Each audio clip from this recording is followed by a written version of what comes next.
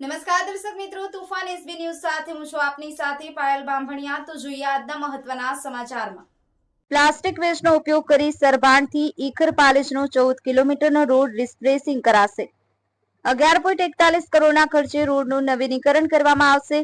આમોદ તાલુકાના સરભાણ ગામે આજરોજ ધારાસભ્યના હસ્તે 11.41 કરોડના ખર્ચે પ્લાસ્ટિક વેસ્ટમાંથી બનતા 14.70 કિલોમીટર સરભાણથી પાલેજ રોડનું ખાતમુહૂર્ત કરવામાં આવ્યું હતું, જેમાં મોટી સંખ્યામાં ગામના સરપંચો, આગેવાનો તેમજ ભાજપાના હોદ્દેદારો ઉપસ્થિત રહ્યા હતા।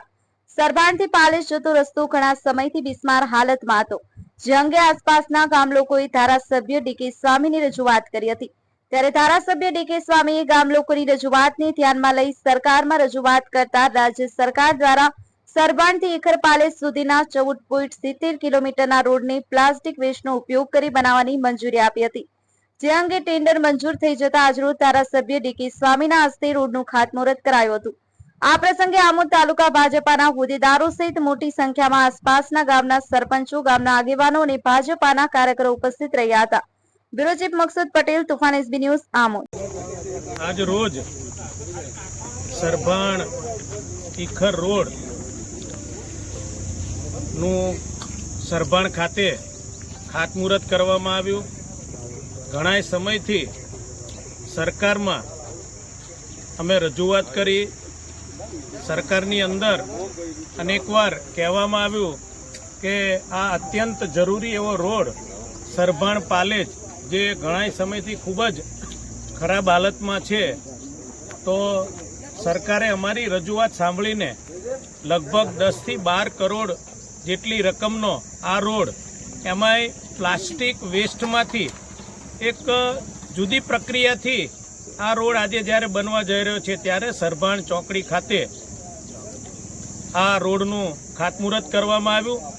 આ ખાતમુહૂર્તની અંદર ભારતીય જનતા પાર્ટીના તમામ કાર્યકર્તાઓ ઉત્સાહભેર હાજર રહ્યા।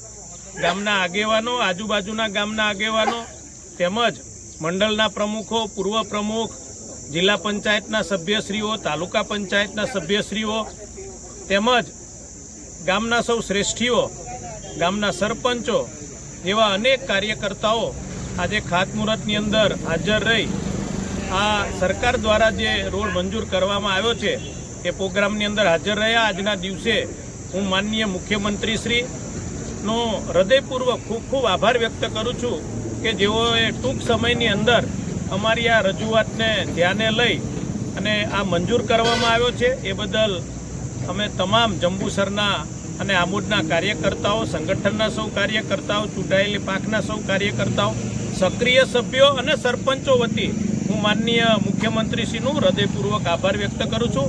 અને આ ટૂંક સમયની અંદર રોડ જલ્દી ને જલ્દી પૂર્ણ થાય, સારો બને, સારી ગુણવત્તાવાળો બને, એવી સૌ કાર્યકર્તાઓ ધ્યાન રાખીને આ રોડ વહેલો ચાલુ થાય એવી અપેક્ષા છે।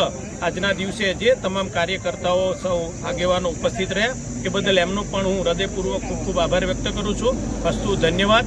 વંદે માતરમ। ભારત માતા કી જય। ભારત માતા કી જય। વંદે માતરમ। વંદે